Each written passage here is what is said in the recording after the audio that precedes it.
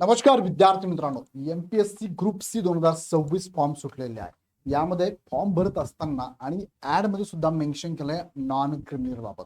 तो या व्हिडिओमध्ये नॉन क्रिमिनल बाबत तुमच्या मनात जितके काही डाऊट असतील त्या सगळ्या प्रश्नांची उत्तर तुम्हाला मिळणार आहे.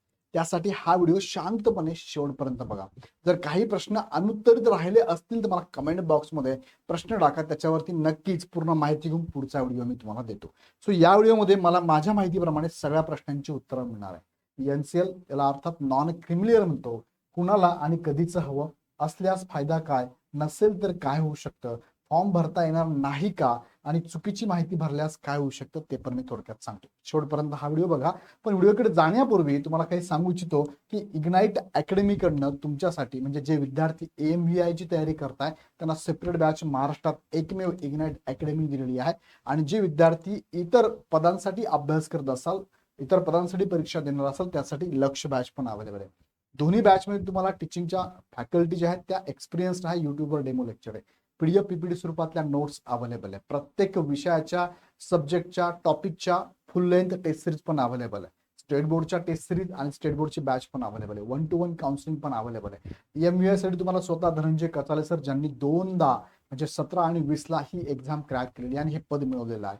त्याचबरोबर तुमची नॉन टेक्निकलची टीम सुद्धा इथे माने सर असतील किंवा मुसळे सर असेल, हे पण अवेलेबल आहे. सो या बॅचमध्ये तुम्हाला 30% डिस्काउंट आहे. लगेच तुम्ही बॅच जॉईन करू शकता.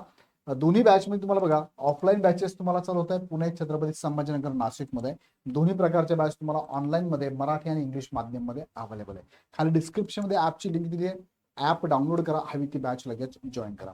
आता मुख्य मुद्द्याकडे तुम्हाला मी घेऊन जातो. फॉर्म भरत असताना नॉन क्रिमिनल जे लागते तुम्हाला, त्यातले प्रमुख प्रश्न मी तुमच्या समोर ठेवले. दोन प्रश्नांची उत्तर मी तुम्हाला देतो. पहिला प्रश्न आहे कुणाला लागणार. आता एनसीएल हे कुणाला लागतं थोडक्यामध्ये पाठीमागच्या व्हिडिओत पण मी तुम्हाला सांगितलेलं आहे, पण त्यामध्ये थोडा वेगळा विषय होता. पण इथे परत एकदा मी तुम्हाला लक्षात आणून देतो. बघा, एनसीएल हे कुणाला लागतं तर एनसीएल हे बघा, तुम्ही ओबीसी असाल, तुम्ही SBC असाल किंवा पुढच्या स्लाइडमध्ये आहेच मी तुम्हाला सांगतो बघा. ओबीसी, SBC, NT अ, NT ब, NT क, NT ड, SCBC ह्या सगळ्यांना एनसीएल लागणार आहे. एनसीएल लागणार. ओके. आणि एनसीएल कुणाला लागत नाही तर ह्या लोकांना एनसीएल लागत नाही. कोण आहेत हे तर ह्या कॅटेगरीचे ओपन कॅटेगरी असेल, EWS कॅटेगरी असेल, SC असेल आणि ST असेल, यांना लागत नाही, यांना लागतं.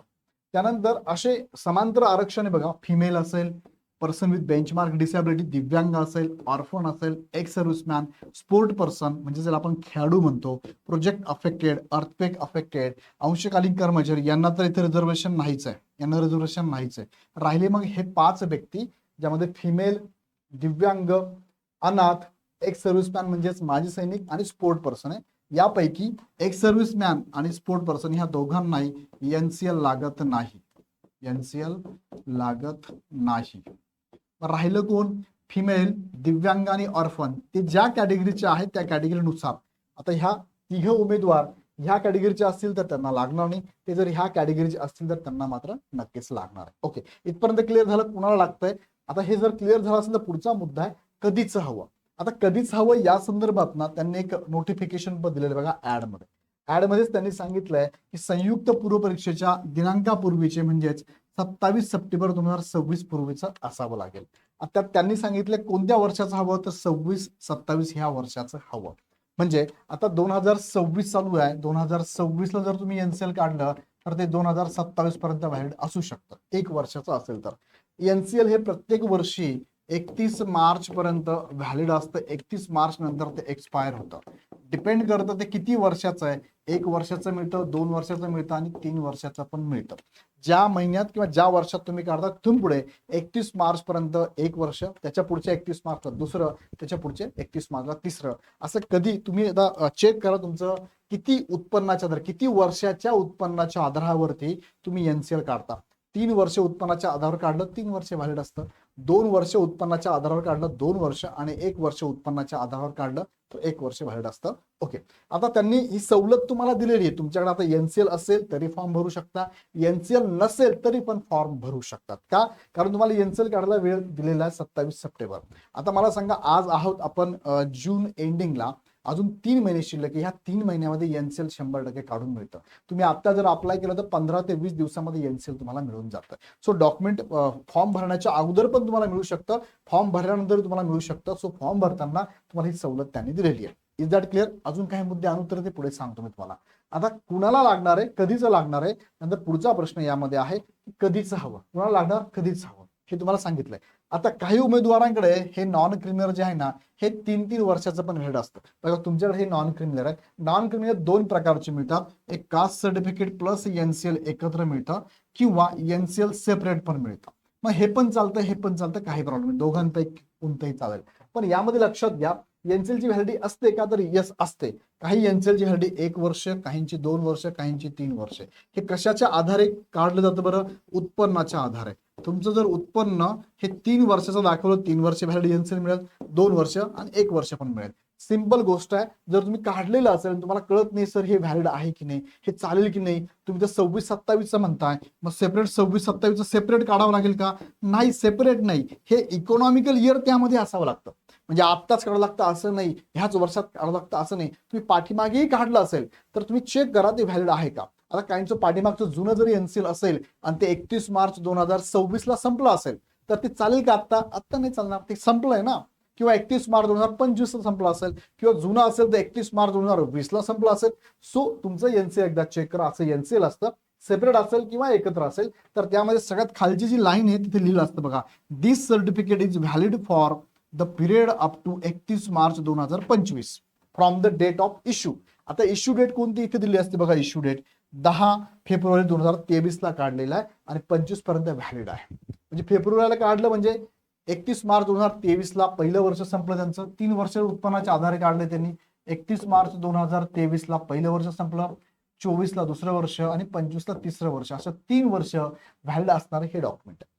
सो तुमचं एनसीएल एकदा चेक करा की सगळ्यात लास्ट लाईन काय सांगते. त्यामध्ये जर जी लाईन सांगते ती लाईन जर अशी असेल की ज्यामध्ये फॉर एक्झाम्पल अशी लाईन लास्टची की हे 31 मार्च 2027 पर्यंत व्हॅलिड आहे, किंवा ही पहिलं एक्झाम्पल, दुसरं एक्झाम्पल 31 मार्च 2028 पर्यंत व्हॅलिड आहे, तिसरं एक्झाम्पल 31 मार्च 2029 पर्यंत व्हॅलिड आहे.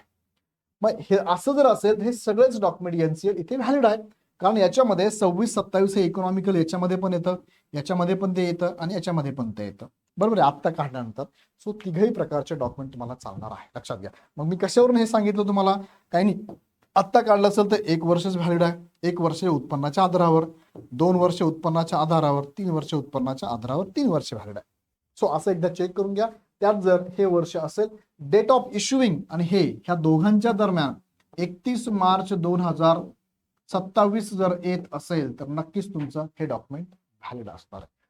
इथं क्लिअर झाला. हा मुद्दा पण बऱ्याच जणांचा गडबड गोंधळ करणार होता.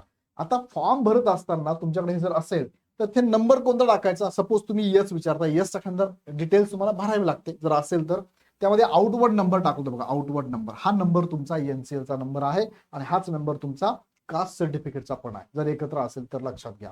आणि डेट ऑफ इश्युइंग ही असते. कुठून काढलंय तर इथे ते अधिकाऱ्याचं नाव असतं, ते नाव अधिकाऱ्याचं नाव म्हणजे त्या काय म्हणजे खात्याचं, डिपार्टमेंटचं त्याचं नाव असतं. ते डिपार्टमेंट जसं की तहसीलदार, नायब तहसीलदार नाव टाकायचंय आणि कोणत्या जिल्ह्यातून काढलं जिल्ह्याचं नाव पण तिथे पण असतं, इथे पण असतं. अशा पद्धतीने माहिती भरायची. ओके, आता पुढे घेऊन जातो बघा. अजून एक कॉपी माझ्याकडे एनसीएलची अवेलेबल आहे. यामध्ये त्यांनी सांगितलंय 31 मार्च 2024 पर्यंत व्हॅलिड आहे.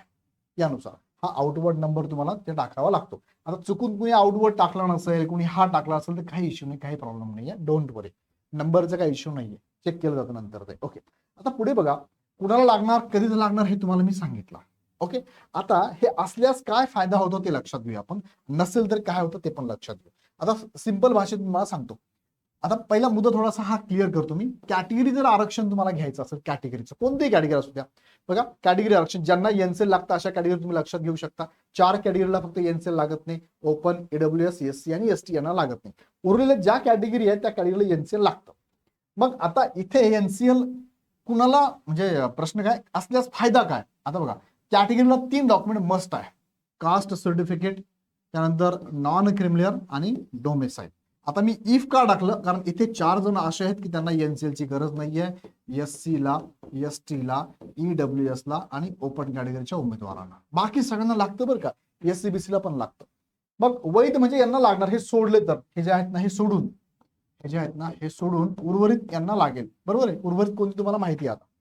मग हे 3 डॉक्युमेंट तुम्हाला कॅटेगरीचं आरक्षण घेण्यासाठी लागतं. कॅटेगरीचं आरक्षण घेण्यासाठी लागतं, तर हे असेल तरच तुम्हाला आरक्षण मिळतं. ओके, ह्या तिघांपैकी एक कोणतंही नसेल तर तुम्हाला आरक्षणाची सीट मिळत नाही. कळतं मी काय बोलतो? आरक्षण सीट मिळत नाही. म्हणजे उदाहरणार्थ ह्या तिघांपैकी आपण म्हटलं की याच्याकडे एनसीएल नाहीये, मग यांना आरक्षण मिळणार नाही. आता एक उदाहरण घेऊन तुम्हाला समजून सांगतो. उदाहरणार्थ एक कॅन्डिडेट आहे ओबीसीचा. ओबीसीचा मी म्हणेल त्याला मेल कॅन्डिडेट आहे, ज्याला आपण जनरल नाही म्हणत, त्याला आपण खरं म्हणजे मेल म्हणूया आपण. आता ओबीसी मेल असेल त्याचा विचार दोन ठिकाणी केला जातो. पहिला विचार बघा, कॉम्पिटिशन मध्ये ओपन जनरलच्या जागेसाठी विचार केला जातो, आणि दुसरा ओबीसी जनरल साठी याचा विचार केला जातो. पण याच्याकडे ह्या तीन पैकी एक जरी डॉक्युमेंट नसेल तर याचा विचार कुठे होईल बरं? याचा विचार फक्त आणि फक्त म्हणजे इथून कट होऊन जाईल आणि फक्त इथेच विचार होईल.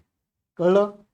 ओपन ओबीसी मेल घेतलं मी. अजून एक उदाहरण घेतलं, फॉर एक्झाम्पल मी घेतलंय उदाहरण घेतो मी एनटी घेतलं उदाहरण. एनटी डी ची एक कॅन्डिडेट आहे जी की फिमेल आहे. काय? जी की फिमेल आहे. यांचा विचार कुठे होतो? 4 ठिकाणी. आता समांतर आरक्षण फिमेल, आता फिमेल जर समांतर आरक्षण या जागेवर तुम्ही रिप्लेस करू शकता. काय करू शकता? दिव्यांग, अनाथ असेल, माजी सैनिक आहे, स्पोर्ट पर्सन, ते पण तुम्ही टाकू शकता. किंवा गट कच्या जागांसाठी भूकंपग्रस्त, प्रकल्पग्रस्त हे पण इथे असतात बघा. आता मी सुरुवातीला तुम्हाला जे सांगितलं इथे की तिघ जे आहेत ना हे समांतर आरक्षण तिघ हे फक्त एएमव्हीआय ला चालत नाही. एएमव्हीआय ला सॉरी, हे फक्त तिघ कुठे चालतात? किंवा हे पूर्ण जर बघितलं 8च्या 8 हे फक्त क्लर्क साठीच चालतात. क्लर्कसाठी म्हणजे एकाच पदासाठी चालतात, क्लर्कसाठी. उर्वरित 4 पदं जे आहेत ना, 4 पदं ज्यामध्ये कोणकोणती 4 पदं आहे? टेक्निकल असिस्टंट असेल, इंडस्ट्रियल ऑफिसर असेल, त्यानंतर टॅक्स असिस्टंट असेल आणि एएमव्हीआय यांच्यासाठी मात्र फक्त हे 5च रिझर्वेशन आहे. किती? 5. हे समांतर आरक्षणचे 5च आहे फक्त, लक्षात घ्या मला काय म्हणायचं. ओके, लक्षात. हा, आता इथे मी सांगत असताना तुम्हाला समांतर आरक्षण कोणतं एक तुम्ही घेऊ शकता. जसं मी एक्झाम्पल आता एक घेतलं, एक फिमेल घेतलं, यापैकी तुम्ही कोणतंही घेऊ शकता. 8 समांतर आरक्षण आहे, त्यापैकी कोणतं एक आरक्षण तुम्ही कन्सिडर करा. यांचा विचार सुरुवातीला बघा कुठे होतो? ओपन मधून फिमेल मध्ये होतो. त्यानंतर कॅटेगरी मधून फिमेल म्हणजे कॅटेगरी कोणती? एनटी आहे, मी इथे तो एनटी फिमेल मधून होतो. त्यानंतर ओपन जनरल मध्ये होतो आणि एनटीच्या जनरल मध्ये यांचा विचार केला जातो. पण ह्या फिमेलकडे जर कॅटेगरीच्या डॉक्युमेंटमध्ये 3 पैकी एक डॉक्युमेंट म्हणजेच एनसीएल नाही भेटलं, एनसीएल नसेल यांच्याकडे, तर यांना कॅटेगरीचे आरक्षण मिळत नाही. लक्षात घ्या. त्यांना कुठे मिळत? फक्त ओपन फिमेल आणि ओपन जनरल. सॉरी, मी काय म्हटलं? हा बरोबर, मी काय म्हटलं? हे नाही, मी म्हटलं यांना 2 ठिकाणी फिमेलचं रिझर्वेशन इथे ओपन फिमेलचं मिळतं का? येस, ओपन फिमेल मिळतं आणि ओबीसी किंवा एनटी जनरल मिळतं. काय म्हटलं मी तुम्हाला? Open female, NT female, open general, NT general. तर याला विचार फक्त इथेच होईल बघा, ओपन फिमेलसाठी आणि ओपन जनरलसाठीच विचार होईल.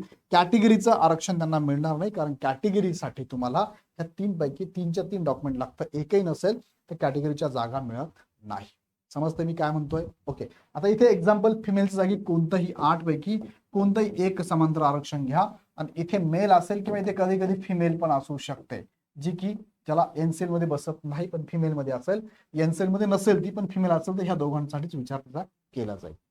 सो हे लक्षात आलं असेल. बाकी कास्ट व्हॅलिडिटी नसेल तरी चालतंय, वैध कागदपत्रे नसतील तर मग तुम्हाला मी आता सांगितल्याप्रमाणे असा विचार तुमचा होईल.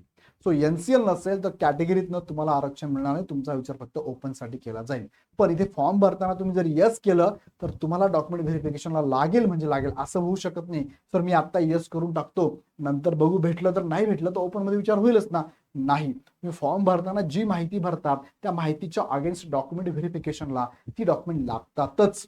तुम्ही जरी म्हटला की सर माझं ओपन मधनं झालंय, मला लागणार नाही, नाही लागेल. फॉर्म मध्ये माहिती भरली तुम्ही, याचा अर्थ ती डॉक्युमेंट लागतात, नाही तर अपात्र होतात, हे लक्षात घ्या. आता हे कळलं असेल तुम्हाला, एकदम सोपं करून सांगितलं मी तुम्हाला, विथ एक्झाम्पल सांगितलं तुम्हाला. आता पुढे घेऊन जाऊ तुम्हाला मी. बघा, फॉर्म भरताना हे 4 गोष्टी मी तुम्हाला सांगितल्या. आता पुढे जाऊया. फॉर्म भरता येणार नाही का मग नसेल तर, आणि चुकीची माहिती भरल्यास काय होऊ शकतं बघा. फॉर्म भरता येणार नाही का? तर बघा, मी डायरेक्टली फॉर्म भरायची प्रोसेस तुम्हाला सांगतोय. मी फॉर्म भरायला गेलो, कॅटेगरी ओबीसी टाकली मी, आणि इथे मला विचारलंय do you belong to non creamy layer. आता असेल तुमच्याकडे तर तुम्ही काय करता? येस करणार, नॉन क्रिमिलियर सर्टिफिकेट नंबर टाकणार, ज्याला आपण आउट गोईंग नंबर म्हणतो, आणि इथे डेट ऑफ इश्युइंग तुम्ही टाकणार आहात. आणि ओके, हे 3 गोष्टी टाकायच्या तुम्हाला. ओके, आता हे तुमच्याकडे आहे, तुम्ही टाकलं. पण तुमच्याकडे जर नसेल, तुम्ही जर इथे नो ऑप्शन क्लिक केला तुम्ही जर इथे नो ऑप्शन क्लिक केलं, बघा इथे मी नो केलाय, नो केला की तुम्हाला काय वॉर्निंग येते, वॉर्निंग नीट वाचा. Note, you will not be consider for reserve category post if you do not have non criminal certificate. बरोबर की नाही? म्हणजे नो केलं तर तुमचा विचार कुठे केला जाणार नाहीये, you will not be consider for reserve category post. ज्या रिझर्व कॅटेगरी आहेत त्याच्या ज्या पोस्ट आहेत, त्याची जी पदं आहेत, त्या पदांसाठी तुमचा विचार होणार नाही. आता कळलं मी काय म्हणतो आधीच तुम्हाला. हा, मग आता सर तुम्ही मला विचाराल की सर त्यात डॉक्युमेंट तर त्यांनी ऍडमध्ये सांगितलंय ना, ऍडमध्ये काय सांगितलंय की तुम्हाला आम्ही वेळ दिलेला आहे. बघा हे ऍडमध्ये मेन्शन केलं त्यांनी, आम्ही तुम्हाला 27 सप्टेंबर पर्यंत वेळ देतोय. मग सर असं कसं काय, फॉर्म भरताना काय करायचं? हा, मग ही तर थोडी टेक्निकल एरर आहे, टेक्निकल गलत आहे खरं म्हणजे. हे इथे काय झालंय, आता इथे नो केल्यानंतर ते नो केलं तर ती विंडो दाखवते. मग अशा वेळेस तुम्हाला काय करायचं आहे, इथे यस करायचंच आहे. जरी तुमच्याकडे डॉक्युमेंट नाही तरी यस करायचं. इथे मात्र कंपल्सरी आहे का, स्टार केलेला आहे का इथे? नाही, ही माहिती नाही भरली तरी चालते.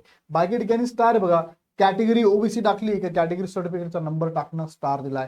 नंतर इश्युइंग डिस्ट्रिक्ट पण तुम्हाला स्टार दिलाय. मात्र इथे एनसीएल ला यस केलं तर इथे स्टार नाहीये, इथे भरायची गरज नाही. आता हा झाला मुद्दा की फॉर्म भरू शकता तुम्ही अशा पद्धतीने, पण तरी पण तुम्ही अजून 4-5 दिवस थांबूनच घ्या. का? कारण इथे यस करायचा संबंध येतच नाही ना. मग परत काय होतंय की तुम्ही चुकीची माहिती भरली, तुमच्याकडे नसून सुद्धा तुम्ही यस कसं काय केलं, हा पण मुद्दा आहे. मग या संदर्भात एमपीएससी ला मी फोन केला तर एमपीएससी म्हणणं आहे की यस सर, त्याच्यात चूक झालेली आहे, टेक्निकल एरर आहे, तो सॉल्व्ह होऊन जाईल. म्हणून त्यासाठी काही दिवस अजून थांबा. जर नाही झालं सॉल्व्ह तर एमपीएससी सांगेल सर आम्ही व्हॅलिड पकडणार आहोत, तुम्ही यस करून फॉर्म भरून टाका. आता याचा पण मोठा प्रश्न तयार होतो भविष्यामध्ये, कसा तो पुढच्या व्हिडिओत मी तुम्हाला सांगतो. हे प्रश्न तुम्हाला कोणी सांगणार नाही, लक्षात घ्या. टेक्निकल गोष्टी घ्या, लक्षात घ्या. आता पुढे येऊन जातो की एनसीएल बाबत महत्वाचं काय, विवाहित आणि अविवाहित महिलांसाठी एनसीएल बाबत काय असेल. बघा, विवाहित महिलांना असेल किंवा अविवाहित असेल, दोघींनी अविवाहित असेल किंवा विवाहित असेल, दोघींनाही कास्ट सर्टिफिकेट हे वडिलांच्या नावाचंच लागतं, त्यांची कास्ट बदलत नाही. आणि त्यांना एनसीएल सुद्धा वडिलांच्या नावाचंच लागतं, हे पण लक्षात घ्या. म्हणजे वडिलांच्या नावाचा उत्पन्नाचा दाखला काढायचा, वडिलांच्या नावाचा उत्पन्नाचा दाखला काढायचा, एनसीएल मात्र त्या मुलीने स्वतःच्या नावाने बनवून घ्यायचं. आता उत्पन्न विवाहित असाल तर कुणाचं उत्पन्न पकडणार, अविवाहित आहे याचा अर्थ घरातली जी मोठी व्यक्ती वडील त्यांच्या नावाने उत्पन्नाचा दाखला काढायचा आणि एनसीएल काढून घ्यायचा. किती लाखापर्यंतचं? 8 लाखापर्यंतची मर्यादा आहे. त्यापर्यंत जर तुमचं उत्पन्न असेल, त्याच्या आत असेल तर तुम्हाला त्या उत्पन्नाच्या दाखल्यावरती एनसीएल मिळतं. भले मग तुम्ही मागच्या 3 वर्षाचं उत्पन्न घ्या, 2 घ्या किंवा 1 वर्षाचं घ्या, प्रत्येक वर्षी कमीत कमी 8 लाख त्याच्यापेक्षा कमी लागेल. ओके, आता दुसरं बाय कुणाचे उत्पन्न घ्यावं, जर विवाहित महिला असेल तर विवाहित महिलांनी वडिलांच्या बाजूचं पण आणि हजबंडच्या बाजूचं पण उत्पन्न एकत्रित करून उत्पन्नाचा दाखला काढणं गरजेचं आहे. पण काही ठिकाणी तुम्हाला फक्त वडिलांच्या नावाचा दाखला दिला जातो. जर तसं भेटत असेल तर तुम्ही तिथे ते दाखल्याच्या आधारे तुम्ही एनसीएल काढू शकता. आता लग्नानंतर उत्पन्न कोणते पकडले जाते मी तुम्हाला सांगितले. नसल्यास काय, जर तुमचं 8 लाखाच्या आत उत्पन्न नाही, 8 लाखाच्या पुढेच आहे सरांचं, तर तुम्हाला एनसीएल मिळणार नाही. आणि एनसीएल नाही मिळालं तर तुम्हाला कॅटेगरीमधनं जागा रिझर्व मिळणार नाही. ओके, एकदम क्लिअर कट मी तुम्हाला सांगितलं. आता यात अजून काही शंका असेल तर मला कमेंट बॉक्समध्ये नक्की कळवा. आणि हा व्हिडिओ थोडा मोठा झाला, पण पूर्ण एनसीएल ची माहिती देण्याचा प्रयत्न मी केलेला आहे. यात अजून काही शंका असेल कमेंट बॉक्समध्ये नक्की टाका. आणि जाताना तुम्हाला आवश्यक असणारी मार्गदर्शनची बॅच तुम्ही जॉईन करू शकता, याचा फायदा नक्कीच तुम्हाला होणार आहे. विशेष माहितीसाठी तुम्ही आमच्या हेल्पलाईन नंबरला कॉल करू शकता. अदरवाईज ॲपची लिंक खाली डिस्क्रिप्शन दिलेली आहे, डाउनलोड करा, हवी ती बॅच लगेच जॉईन करा. पुन्हा व्हिडिओ आपण नेक्स्ट व्हिडिओ, पण तत्पूर्वी व्हिडिओ आवडला तर लाईक करून इतरांना शेअर करा आणि प्रश्न कमेंटमध्ये टाकून चॅनल सबस्क्राईब करून बेल आयकॉन क्लिक करा.